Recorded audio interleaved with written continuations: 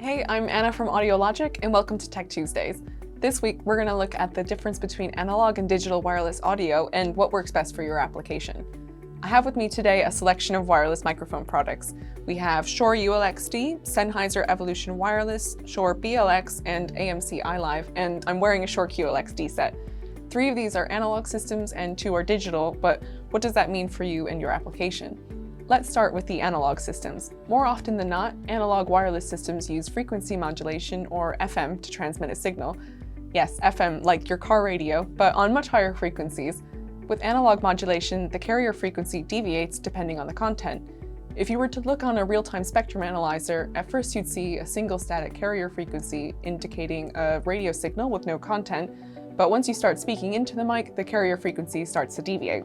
Although this is a classically cost-effective system to implement, there are a number of drawbacks. Physical limitations of FM mean limited dynamic range and frequency response, and the system design also dictates how much the carrier frequency deviates. To get around the dynamic range issue, compansion is frequently a part of these systems. They compress the dynamic range at the transmission stage and expand the signal on the receiving stage. Generally speaking, they're great for speech applications with small channel counts. Additionally, because the carrier frequency will deviate during transmission, you're not able to fit as many systems in a set channel without experiencing interference, especially with entry-level kit. Similarly, multiple analog transmitters that are too close together can cause another form of interference, known as intermodulation, so frequency planning is exceptionally important with these systems.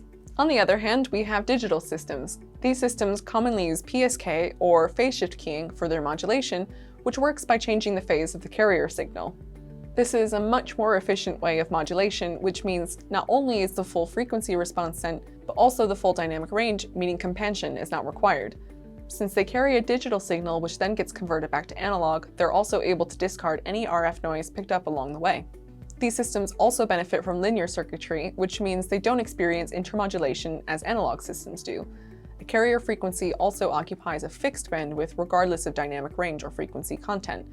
All of this combined, channel density and spectral efficiency is much higher on digital systems. Some other benefits include the ability to encrypt audio with up to AES-256, and if you're using the lithium-ion batteries on the Shure digital systems, the transmitter sends detailed battery information with the signal as compared to basic bars when using standard alkaline batteries.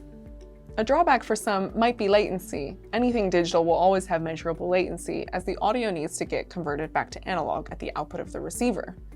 ULXD only has a total latency of 2.9 milliseconds in standard mode, which isn't noticeable to anyone listening to the system. However, digital systems have been widely unacceptable for wireless IEM systems, which are still mostly analog. With the decreasing usable spectrum for wireless systems, the appeal of digital is growing. Where you might fit 8 to 12 analog systems in a single TV channel in perfect conditions, you can fit up to 60 digital systems in that same channel.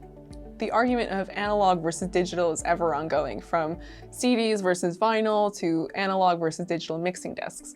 With radio mics, there are inherent benefits of using digital systems over analog systems, but at the end of the day, it does depend entirely on your application. With a system of only a few channels, analog might seem like the obvious choice, but when we need the extra security, a digital encrypted system would be our go-to.